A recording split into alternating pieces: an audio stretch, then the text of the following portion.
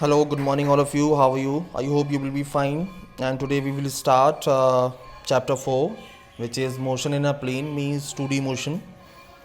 और उसके जो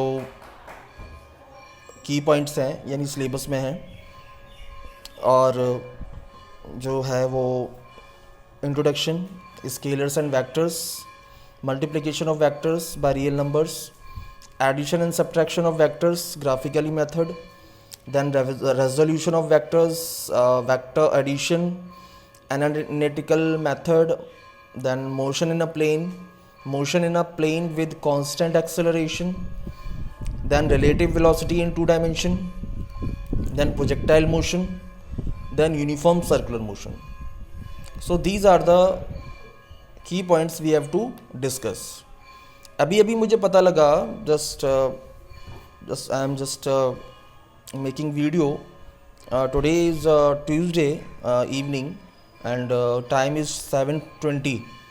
then there is some deduction of your syllabus that I have send already in your WhatsApp group. Okay, so apart from this ये video तो भेज रहा हूँ मैं, but after that we will discuss only those topic which will come in the examination. Okay, so shall we start? The basic topic is scalars and vectors. What is a scalars and what is a vector? Okay, तो मैं इसको move कर देता हूँ. Scalars were the quantity which represent only magnitude. जो magnitude को represent करे उसको scalar quantity बोलते हैं. It is specified completely by a single number along with the proper unit. कोई भी नंबर है उसको स्पेसिफाइड हो वो स्केलर क्वांटिटी होती है with the proper unit. Like distance between 2 points, mass of an object, temperature of the body and time eight which certain event happen. यानी कि इन सारे एग्जाम्पल पे देख सकते हैं कि कोई भी नेगेटिव चीज़ नहीं हो सकती. डिस्टेंस नेगेटिव नहीं होता, mass of an object negative नहीं होता, temperature of a body negative नहीं होती, टाइम नेगेटिव नहीं होता. It means a scalar is not a negative, cannot be a negative. Okay, so rules for combining scalars, simply algebra rules लगता है. Scalar can be added, subtracted, multiplied, divide just as a ordinary number. हम example ले लेते हैं. Length of the rectangular is 2 metre and breadth is 5 metre.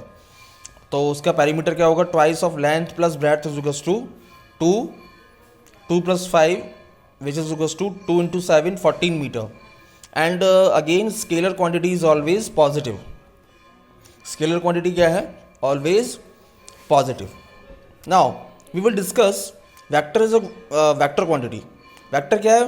Vector is quantity that has both magnitude and direction. Obeys the triangle law of addition, यानी triangle law of addition को वो obey करता है और equivalent to the parallelogram law of addition. So a vector is specified by giving its magnitude by a number and its direction. यानी कोई magnitude होगा number में और विद अ डायरेक्शन कि किस डायरेक्शन में जा रहा है, east, west, north and south. Some physical quantities that are represented by a vector are displacement, जो कि नेगेटिव और पॉजिटिव दोनों हो सकता है. वेलोसिटी, ये भी नेगेटिव पॉजिटिव हो सकती है. एक्सेलरेशन, ये भी नेगेटिव पॉजिटिव हो सकता है. And force also. Force is also negative and positive. Now, to represent a vector, we use a boldface type in this representation. Boldface represent करते हैं. A velocity vector can be represented by a symbol v. Since boldface is difficult to reproduce, when written by hand, अगर हम hand से written करें, a vector is often represented by an arrow placed over a letter, say v arrow. तो ये representation हो गया vector form. The magnitude of vector represented by a mod v और simply v. Now this is the position vector and displacement vector. Position vector क्या होता है और displacement vector क्या होता है? To describe the position of an object moving in a plane, यानी X Y कोई प्लेन है और उसकी पोजीशन बतानी है. We need to choose a convenient point say origin ओ, यानी ऑरिजिन से. नाउ लेट पी और P dash be the two positions of the object at time T and T dash. तो सीधी स्ट्रेट लाइन कर देंगे ओ से P और ओ से P dash. Okay, now we join OP by a straight line. अब join कर दीजिए OP को. Then OP the position vector of the object at time t. तो OP क्या हो गया? पोजिशन वेक्टर हो गया किस टाइम पर? t पर. An arrow is marked at the end of the head this line, और एक एरो मार्क कर देंगे. It is represented by a symbol r mod that is equals to r. Point p dash is represented by another position vector op dash. op dash को join कर देंगे denoted by r dash.